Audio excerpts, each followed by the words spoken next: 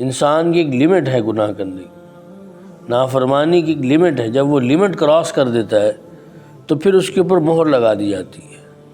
حدیث پاک میں ہے کہ جب بندہ گناہ کرتا ہے تو اس کے دل پہ اللہ ایک نقطہ لگا دیتے ہیں، نقطہ لگ جاتا ہے اس کے دل پہ، اور اگر وہ توبہ کر لے تو اللہ اس نقطے کو مٹا دیتے ہیں، اور اگر توبہ نہ کرے، اسی گناہ کو بار بار کرتا رہے، بار بار کرتا رہے، تو وہ نقطہ بڑھتے بڑھتے پورے دل کو گھیر لیتا ہے۔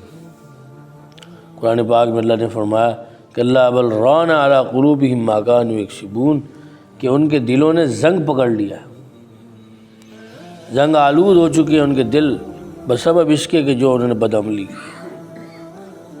آگے آیات میں اللہ نے یہ سمجھایا کہ اگر ہم بھی گناہ کو، ہم بھی نافرمانی کی لمٹ کراس کریں گے تو پھر ہمارے دلوں پر بھی اللہ تعالیٰ مہر لگا دیں گے، اور ہمارے کانوں پہ بھی اللہ مہر لگا دیں گے کہ ہدایتیں ہمارے کان سے ٹکرائیں گی ضرور، لیکن ہم اس پہ عمل نہیں کر سکتے۔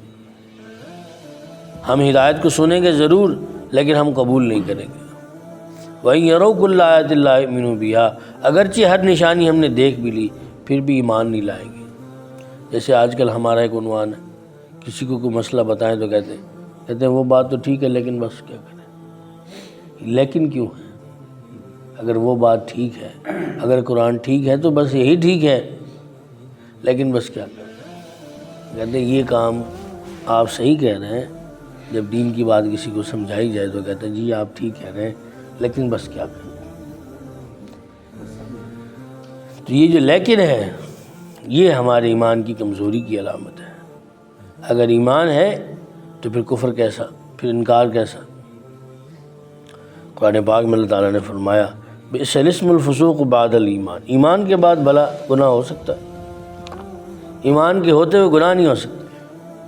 حدیث پاک میں ہے کہ جب بندہ گناہ کرتا ہے تو اس وقت وہ مومن نہیں ہوتا۔